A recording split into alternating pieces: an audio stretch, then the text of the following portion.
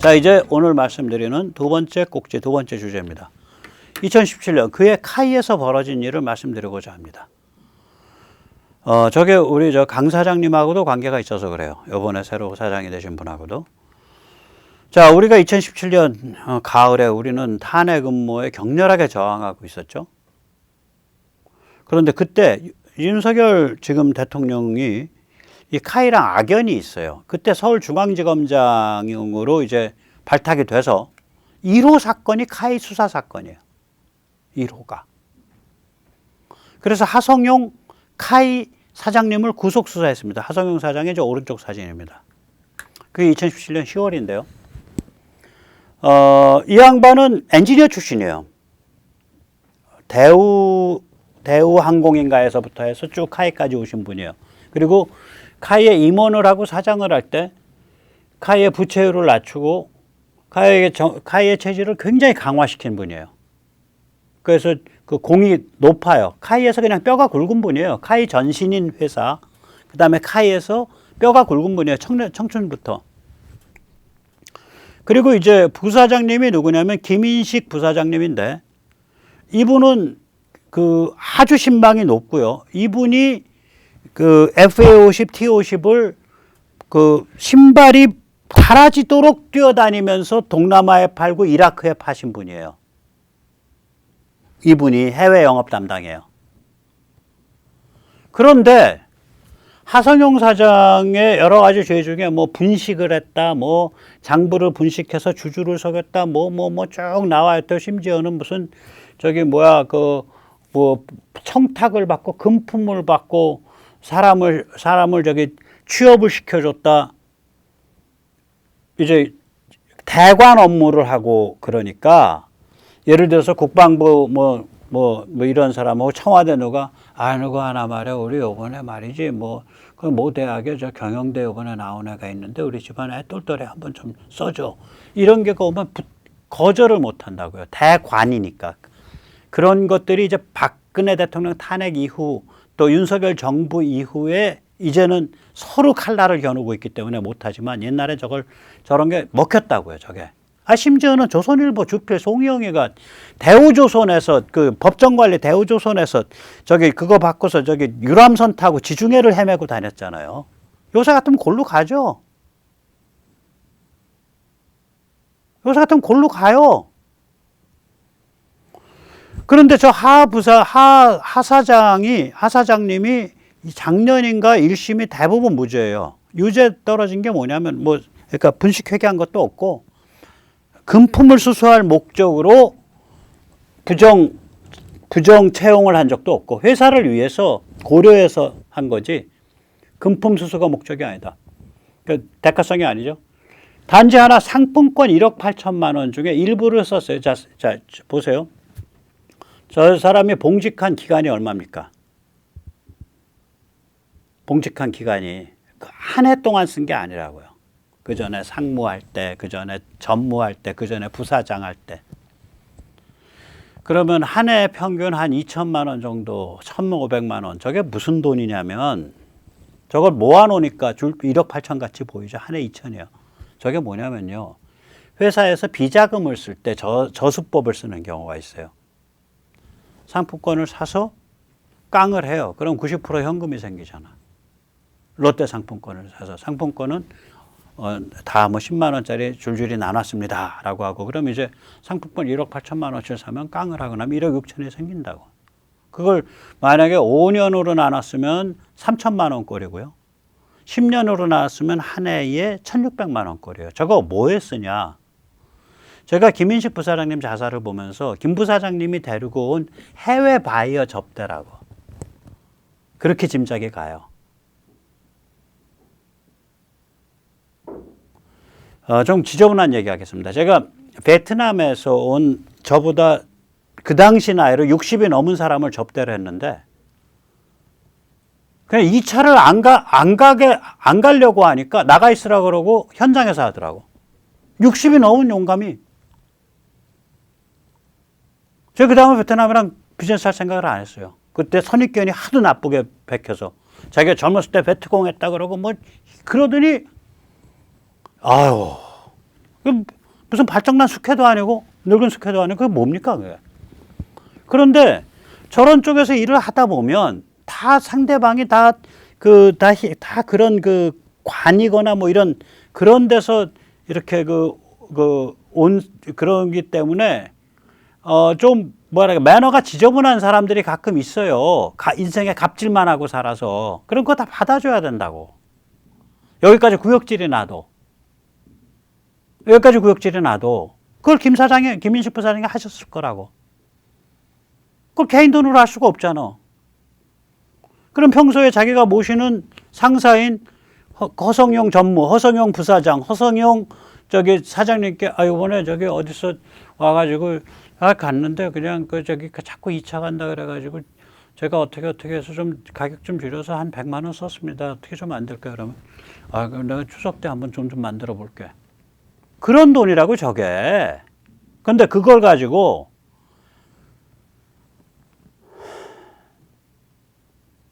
자존심이 있는 사람 같으면요. 검찰이 불렀을 때 대답을 안 해요. 그리고 이걸 한 거라고. 그래서 윤석열 이 대통령이 그 후보 시절에 그 김호순과 뭔가한테 검찰이라는 직업이 우리 지저분한 직업이잖아. 험한 직업이잖아. 이런 말 한 적이 있어요. 100% 인정합니다. 칼잡이 직업이에요. 제가 윤 대통령한테 바라는 건 정치적으로 딱 왁구 짜놓고 칼 실컷 휘둘러 주십시오. 그래야 이런 업보, 윤 대통령 손에 묻은 이런 업보가 그래야 털어집니다. 요번에 그런데 카이 사장을 제대로 임명함으로써 업보를 절반쯤 털었습니다. 카이에 관해서는. 자, 이번에 이제 안현호 사장 임기가 마쳤어요. 윤 대통령은 문재인처럼 안 했어. 문재인은 현역 사장을 검찰을 동원해서 쳐가지고 구속을 시켜놓고 부사장을 자살하게 만들고 그러고 장악을 해가지고 한 텀 돌린 다음에 안현호 꼽아놓고 그 밑에 뭐 유광순, 민우 줄줄이 이렇게 간 거예요. 그러니까 당연히 안현호 라인은 요번에 안현호 핵심 라인은 잘라야 돼요. 당연하죠. 저게 이 얘기까지 안 하려고 그랬는데 자르는 게 맞습니다. 제가 군사평론 많이 하고 제가 말을 조심 안 하는 놈인데 그래도 그 임기 차고 나가는 사람 뭐하러 욕하냐 해서 안 했지만 안현호 사장이 김인식 사장 돌아가시고 바로 온 거 아니에요. 한 텀 지나서 왔지만 결국은 사람 죽은 자리에 온 사람이라고. 사람 목 다른 자리에 온 사람이에요. 교수대 바로 아래. 안현호 사단이 그런 사람들입니다. 유광순지 뭔지도 똑같아요. 당연하죠.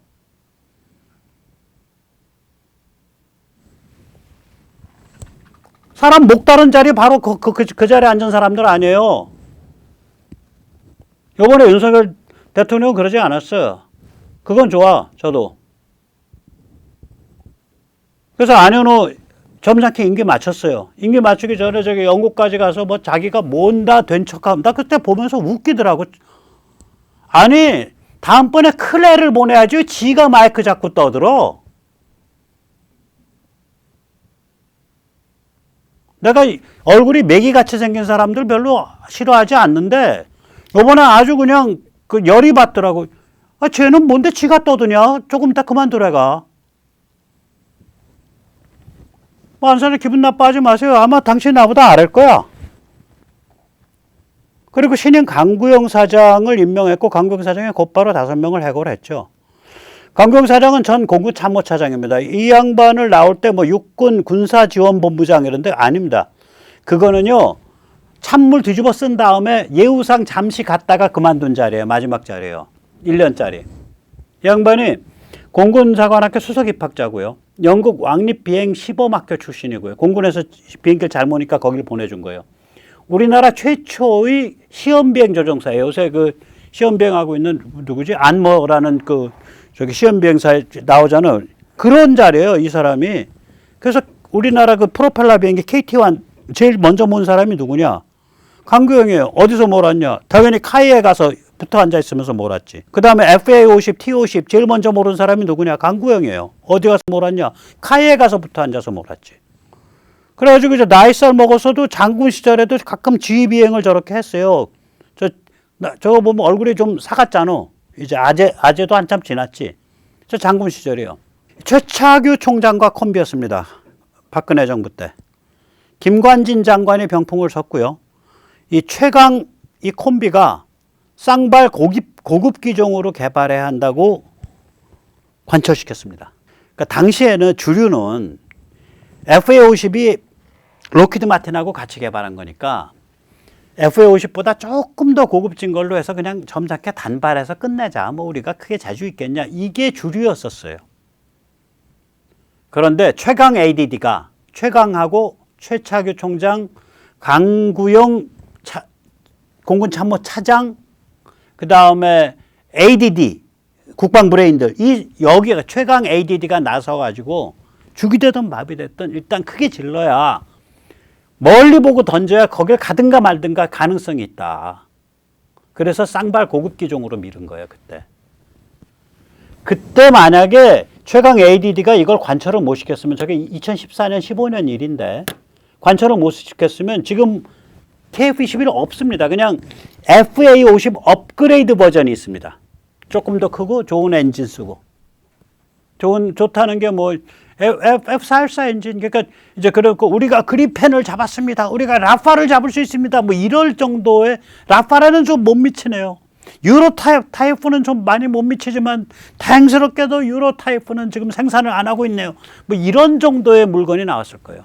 그러니까 라팔과 그리펜 사이. 지금 거기는 지금 우리 눈에도 안 보이거든요. 그런 비행기들은. 그렇게 가고 있었어요, 그때. 그거를 방향을 확 틀어갖고 쌍발 고급 기종으로 만든 주역이 누구냐? 최강 ADD입니다. 최차규, 강구영 ADD예요, 그게. 그런데 최차규 총장 저쪽 찍혔는지 어쩌는지 2015년 군인권센터 어떤 데인지 아시죠? 그래가지고 거기 공격받고 그 공격 아무 근거가 없었는데 공군은 그거 말이 안 된다라고 얘기하고 있었는데 한민구 신임 국방장관이 아마 보호를 안 한 것 같아요. 저 양반이 굉장히 소심한 분이거든, 어떨 때 보면. 모르겠어요. 아무튼 그래서 그때는 이제 김관진 장관 같으면 보호를 했었을 텐데 김 장관은 그때 청와대를 갔어요. 그 안보실장 뭐 이런 걸로. 그래서 그 한민구 신임 국방장관 때 잘렸어. 최차규 총장이. 최 총장이 잘리니까 차장도 같이 잘렸어요. 거기다가 동기가 총장으로 올라갔어요. 그럼 이제 옷 벗고 나가야 돼. 그래서 한직으로 빼준 게 그 합동참모본부 군사지원본부장으로 빼줘서 거기서 한 예우상으로 1년인가 더 월급 받게 해주고 그 다음에 너 나가. 그래서 이제 나가야 된 거죠. 박근혜 정부가 저런 거는 잘 챙기지 못한 거지. 그 내부를. 그런 분이에요, 저분은. 그래서 최차규 총장도 아까운 분이에요, 그분도. 근데 그분은 이제 한번 이렇게 똥물을 뒤집어 썼기 때문에 다시 공직에 나오시기가 어려워요. 그럼 이제 벌떼같이 이제 조중동까지 덤벼가지고 그때 말이야 군인권센터에서 고발당한 문제 인물을 윤석열이가 또 땡겨서 쓰고 있다 이러고서 또 벌떼같이 땡겨서 칼질 막 할 거예요. 완전히 생이 양아치 부대니까. 언론 기자라고 쓰고 좌빨 우빨 양아치 집단이라고 읽어야 될 것 같습니다. 자, 그런데다가 이제 또 하나 제가 실명 얘기할게요. 저 얼굴도 알고 같이 밥도 먹은 적이 차도 마신 것 같은데 유영원 기자. 저 그분이 좀 더 용감해졌으면 좋겠어. 그분 굉장히 전문 식견이 높고 굉장히 균형 잡힌 분인데 한 번도 가치 판단을 안 해요. 군사 지정학적 판단을 안 해. 그리고 대한민국 최고의 군사 문제 기자래. 군사 기술 해설가지. 무기 기술 해설가. 군사 문제 기자가 아니라. 그러니까 유영원 무기 기술 해설가. 유영원 씨가 엊그저께 난 보면서 참 그렇더라고요. KF-21이 김대중 정부 때 착수된 지, 아니 잠깐 말은 똑바로 하셔야지 유 기자님. 착수는 뭐 착수야. 근데 DJ 그렇게 많이 욕 안 해요. 욕 많이 안 하는 사람은 의외로 저는. 왜냐? 뭐 이상한 짓 했고, 뭐 국정원 반쯤 망쳐놓고 황당한 짓 많이 했지만, 결과적으로는 대중경제론을 버리고 IMF 때문에 대중경제를 버리고 시장경제로 갔잖아. 물론 그 와중에 막 코스닥에서 설치고 특정 사람들이 코스닥에서 막 돈 빨아먹고 난리를 부렸죠. 그러나 대중경제론이라고 지금 완전히 빨갱이 경제학이에요. 소득주도 성장, 소주성보다 더 살벌해.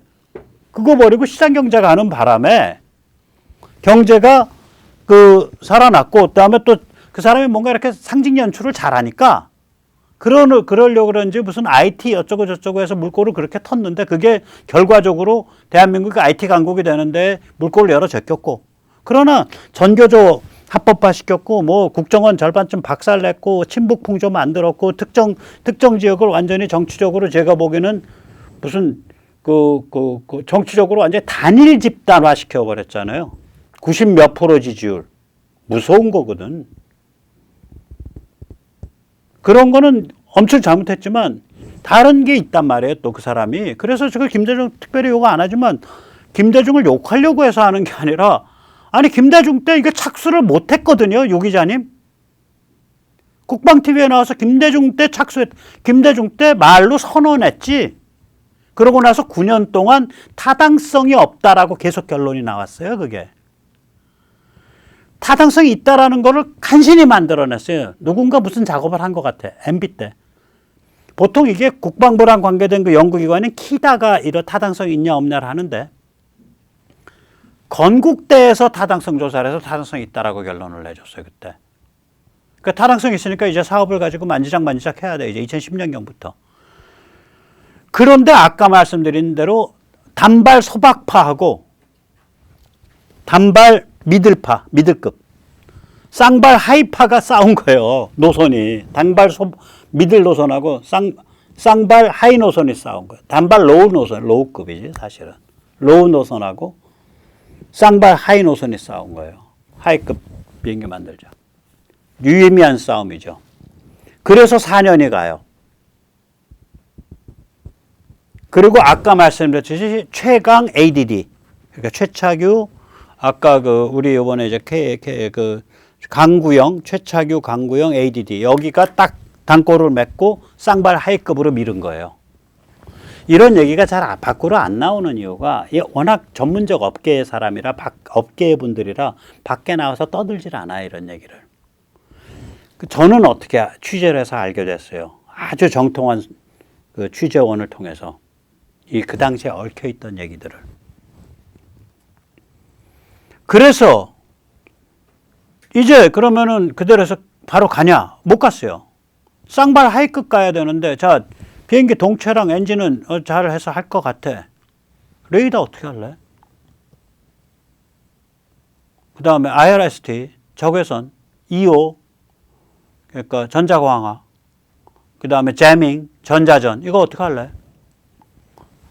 미국서 줄 것 같더니, 우리 못 줍니다. 정확하게 답이 왔어. 그리고 이거는 지원합니다. 롱마를 통해서. 또 미국 국무부가. 여기서 한 번 더 고민이 오는 거죠. 2015년입니다. 야, 이거 루비컨강을 건너 말어. 이때 또 최강 ADD가 작동을 하는 거예요. 건너자. 업체랑 얘기해 봤는데 된다 그러더라. 건너자. 저지르자. 그래서 최강 ADD가 짐대를 메고 루비콘을 걷는 겁니다. 그게 개발에 이제 들어간 거죠. 개발 착수죠. 유 기자님 아시겠죠? 개발 착수는 김대중이 아니라 2016년 박근혜 정부 마지막 해입니다. 아실만한 분이 그렇게 얘기하셔. 박근혜라는 피자도 얘기하기가 겁이 나셔?